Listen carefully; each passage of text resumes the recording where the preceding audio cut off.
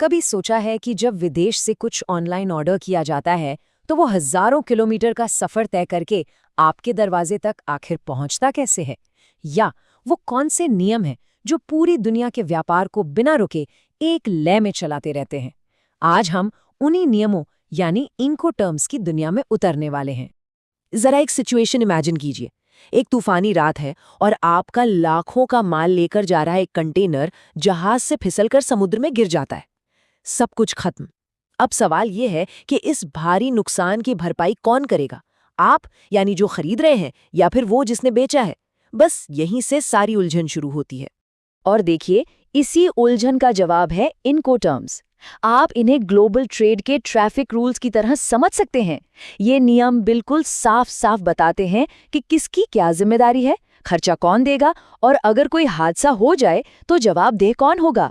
ये नियम international chamber of commerce ने बनाए हैं। तो चलिए देखते हैं आज हम क्या क्या जानने वाले हैं। सबसे पहले ये कि इंटरनेशनल ट्रेड इतना जोखिम भरा क्यों है। फिर ये जो यूनिवर्सल रूल्स हैं, ये आखिर काम कैसे करते हैं।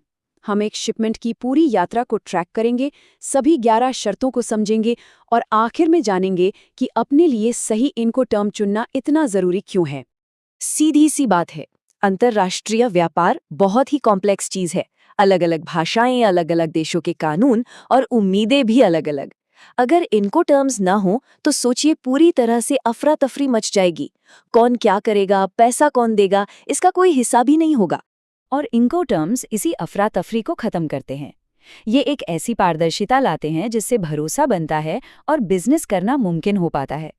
ये एक कॉमन भाषा है जिसे न्यूयॉर्क से लेकर नई दिल्ली तक हर कोई समझता है, और ये पक्का करते हैं कि खरीदने और बेचने वाले दोनों को पता हो कि उनकी जिम्मेदारियां कहाँ शुरू होती हैं और कहाँ खत्म। तो चलिए अब इसे प्रैक्टिकली समझते हैं कि ये नियम असल में काम कैसे करते हैं। हम एक काल्पनिक प्रोडक्ट, मान लीजिए एक स्मार्टफोन, की यात्रा पर चलते हैं, फैक्ट्री से लेकर दुकान तक, और देखते हैं कि जिम्मेदारी कैसे एक हाथ से दूसरे हाथ में जाती है। हमारी यात्रा शुरू होती है EXW यानी एक्स वर्क से। यहाँ बेचने वाले की जिम्मेदारी सबसे कम होती है। मान लीजिए आप इटली की एक फैक्ट्री से हैंडबैग खरीद रहे हैं। EXW के तहत आपको उन्हें उनकी फैक्ट्री के गेट से लेने के लिए अपना खुद का ट्रक भेजना होगा। जैसे ही माल फैक्ट्री के गेट पर तैयार हुआ, बेचने वाले की जिम्मेदारी खत्म। अब आता है FOB यानी फ्री ऑन बोर्ड। ये सबसे ज्यादा इस्तेमाल होने वाले नियमों में से एक है।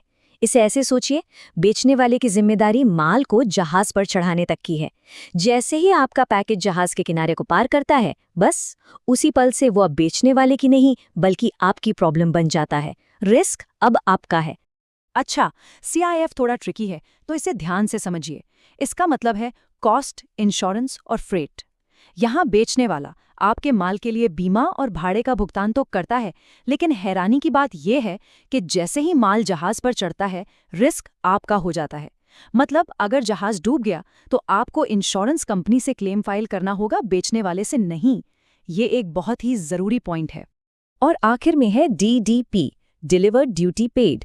इसे आप इंटरनेशनल शिपिंग का Amazon प्राइम समझ सकते हैं। बेचने वाला सब कुछ संभालता है, शिपिंग, बीमा, कस्टम्स, टैक्स, सब कुछ। आपको बस आराम से बैठकर अपने दरवाजे पर पैकेज का इंतजार करना होता है। ये बेचने वाले के लिए मैक्सिमम जिम्मेदारी वाला टर्म है। ठीक है, तो हमने 4 बड़े नियमों को तो समझ लिया, पर क्या आप जानते हैं कि इनके अलावा 7 और भी हैं? चलिए अब पूरी पिक्चर देखते हैं और इन सभी 11 नियमों से मिलते हैं। तो कुल मिलाकर ये हैं पूरे 11 इनकोटर्म्स, कुछ जमीन और हवा के ट्रांसपोर्ट के लिए और कुछ खास तौर पर समंदर के लिए। ये सभी नियम एक स्पेक्ट्रम की तरह हैं। एक तरफ है EXW, जहां बेचने वाले की जिम्मेदारी बिल्कुल कम है, और दूसरी तरफ है DDP, जहां उसकी जिम्मेदारी सबसे ज्यादा है। इन 11 नियमों को 2 मेन ग्रुप्स में बांटा गया है। 7 नियम तो किसी भी ट्रांसपोर्ट पर लागू होते हैं, चाहे वो हवाई जहाज हो, ट्रेन हो या ट्रक। बाकी के 4 नियम सिर्फ समुद्री या नदी के रास्ते के लिए बने हैं। ये बात बहुत जरूरी है। अगर आप हवाई जहाज से सामान भेज रहे हैं तो आप FOB यूज नहीं कर सकते। उसकी जगह आपको FCA या CPT जैसा कोई नियम यूज करना होगा। इस फर्क को लोग अक्सर गलत समझ लेते हैं, तो चलिए इसे एक बार फिर से साफ कर लेते हैं। CIF में बेचने वाला इंश्योरेंस खरीदता तो है, लेकिन रिस्क फिर भी खरीदने वाले का ही होता है, जैसे ही माल जहाज पर लोड हो जाता है। ये एक बहुत ज़रूरी बात है जिसे याद रखना चाहिए। अब जरा इस चार्ट पर एक नज़र डालिए, ध्यान से देखिए। DDP के नीचे सेलर के लिए लगभग हर बॉक्स नीला है, मतलब सारी की सारी जिम्मेदारी सेलर की है। अब जरा EXW को देखिए, ये लगभग पूरा का पूरा ऑरेंज है, मतलब बायर की जिम्मेदारी। ये चार्ट सच में दिखाता है कि ये नियम कितने डिटेल्ड और क्लियर हैं। समझिए, ये ग्लोबल ट्रेड की चीट शीट है। तो अब आप सभी 11 इनकोटर्म्स के बारे में जानते हैं, बढ़िया। लेकिन सबसे बड़ा सवाल तो अब आता है, आप अपने शिपमेंट के लिए सही नियम चुनते कैसे हैं? और यकीन मानिए, ये सिर्फ लॉजिस्टिक्स का फैसला नहीं है, ये एक बड़ा बिजनेस डिसीजन है।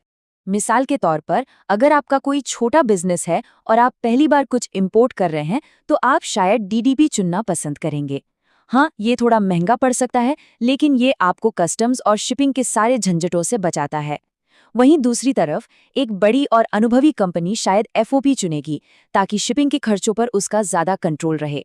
तो आखिर में सही इनकोटर्म चुनना सिर्फ लॉजिस्टिक्स की बात नहीं है, ये अपने बिजनेस के लिए रिस्क, कॉस्ट और कंट्रोल के बीच सही बैलेंस बनाने के बारे में है।